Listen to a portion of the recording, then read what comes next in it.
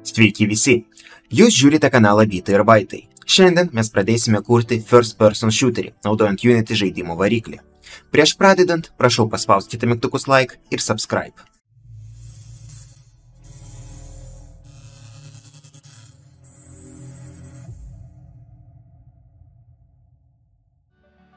Tikiuosi, jūs patys sugebėsite užinstaliuoti reikalingą Unity versiją ir Unity Hub.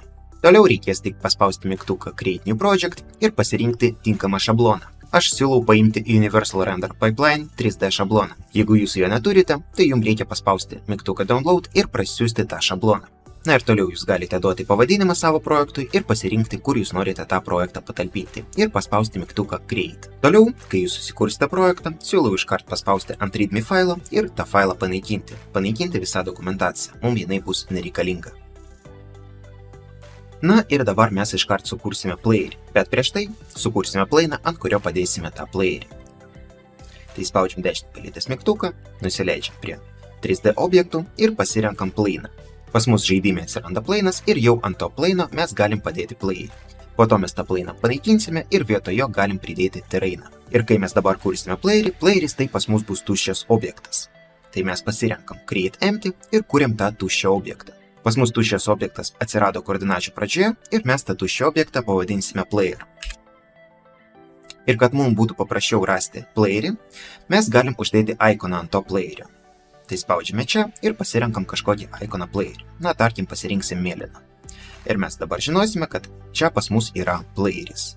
Toliau, jeigu tai pas mus bus playeris, tai jis turi turėti kažkokį colliderį. Bet mes naudosime ne paprastą colliderį, o tokį dalyką kaip Character Controller, naudojant kurį jau ir darysime visą playerio valdymą. Tai čia mes ant playerio uždėsime tokį komponentą kaip Character Controller. Spaudžiame Add Component ir rašome Character Controller. Ir pridedam tą Character Controllerį čia. Kaip jūs matote, Character Controlleris dabar praeina truputį pro žemę, tai mes turime tą Character Controllerį sutvarkyti taip, kad jis stovėtų normaliai. Tai iš pradžių nurodysim, o kokio aukščio bus pas mus playeris. Aš siūlau padaryti 1.8. Ir toliau mes turime padaryti taip, kad jis stovėtų ant žemės. Tai čia, kur pas mus yra centras, mes turime parašyti pusę jo aukščio. Tai 0.9. Ir dabar matome, kad playeris pas mus tikrai stovi ant žemės.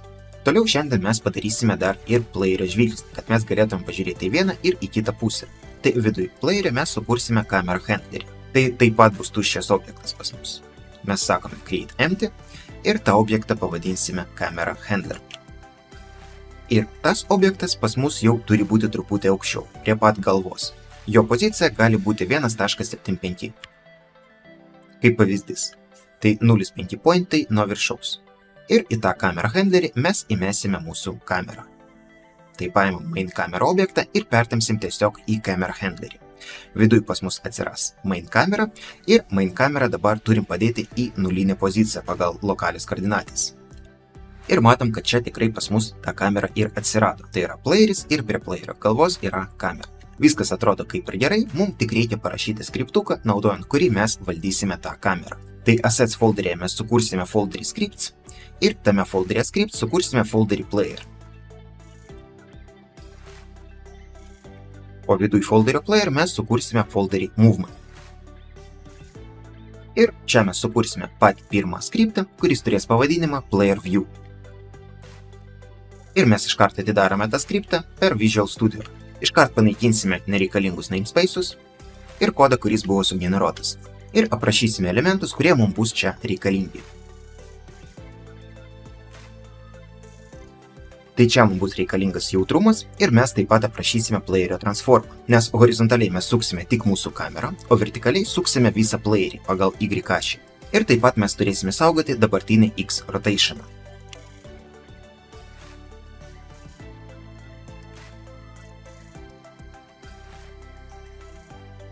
Na ir nuskaitysime inputo iš pilytės. Kol kas naudosime seną input sistemą, po to galėsime pereiti prie naujesnės input sistemos ir perrašyti skriptukus. Tai mes sukursime kintamai Y rotation ir į tą kintamai mes įrašysime kampą, kaip turi pasisukti dabar mūsų playeris. Tai mes paimam pilytės X, tai į dešinę kairę pusę, kai mes pilytę su jumis pajudiname, ir toliau dauginam iš sensitivity kintamą.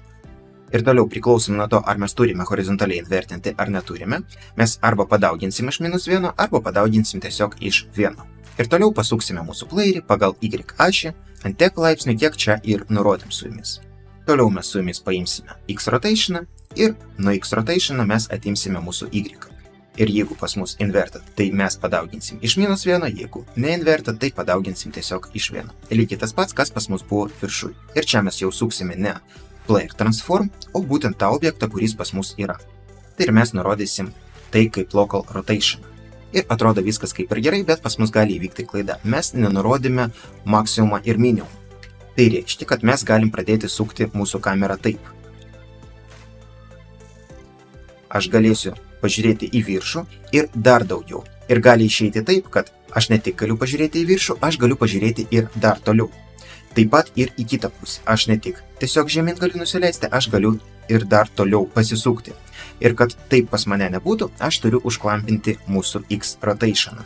Kad jis negalėtų būti didesnis negu 90 ir mažesnis negu -90. Tai dabar ir padarysime. Tai čia mes pridėsime papildomai konstantas.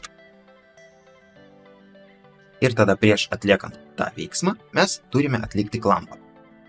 Tai sakome, kad jeigu X rotationas yra mažiau negu minimumas, tai jis taps minimumu, jeigu jis didesnis nei maksimumas, jis taps maksimumu. Jeigu jis yra tarp minimumo ir maksimumo, tai mes ir atiduosime dabartinį X rotationą atgal. Tik mums reikia gauti kažkaip player transformą. Aišku, mes galim čia parašyti taip. Serialize field ir tada mes galėsime nustatyti tą dalyką. Bet aš noriu padaryti tai truputį kitaip. Aš noriu sukurti bendrą player skriptą, per kurį aš ir galėsiu gauti kiekvieną komponentą, kuris yra susijęs su playeriu. Tai ir sukursime dabar atskirą player skriptą. Player skriptą aš jau kursiu ne movement folderyje, o player folderyje. Ir jį mes dabar aprašysime. Mes padarysime taip, kad playeris pas mus būtų singleton. Kol kas mes sukursime tai paprastu būdu, bet vėliau mes galbūt pridėsime DI konteinerį prie mūsų projektų ir naudojant DI konteinerį ir kursime playerį kaip singletoną. Mes pasakysime, kad pas mus bus statinis playerio instancas ir mes jį galėsime iš bet kur gauti, bet nustatyti galėsime tik viduj tos klasės. Ir dabar galėsime aprašyti komponentus. Visi komponentai pas mus bus ne fieldai, o property, dėl to mes iš tų properčių turime ištraukti fieldą. Tai ir rašome field ir tik po to reikalingą atributą. Tarkim, pasakysime, kad čia pas mus bus headeris ir kažkokį headerį aprašysime. Pavadinsime tai components. Toliau field serialize field. Tas atributas yra rašomas tam, kad mes iš išorės galėtume nustatyti mūsų property per vartotojo sąsają. Ir čia pas mus kol kas bus tik vienas komponentas, tai player view. Ir tam, kad būtų paprasčiau, mes sukursime funkciją, naudojant kurią galėsime gauti visus komponentus. Tik ta funkcija pas mus neturėtų dalyvauti mūsų buildą, tai mes padarysime regioną, kuris nebus sukompiliuotas ir įtrauktas į buildą. Tai tas kodas, kuris bus parašytas nuo to ifo iki end ifo, bus vykdomas tik viduj editoriaus. Už editoriaus ribų, kai mes sukompiliuosime tą kodą, jis nebus vykdomas.